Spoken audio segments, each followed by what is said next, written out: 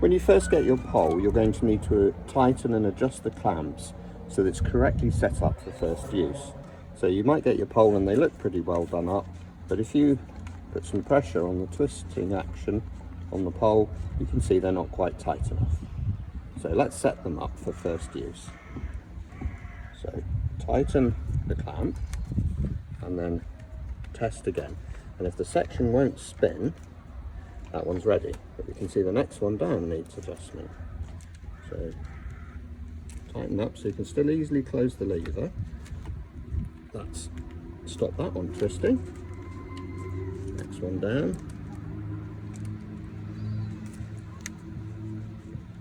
And that's tight. And the one below it is already tight enough. Now they're tight, so they'll hold on to the section well, but the clamp levers still operate very easily. The reason you need to set these up as tight as this is so that small amounts of movement can't start on the section.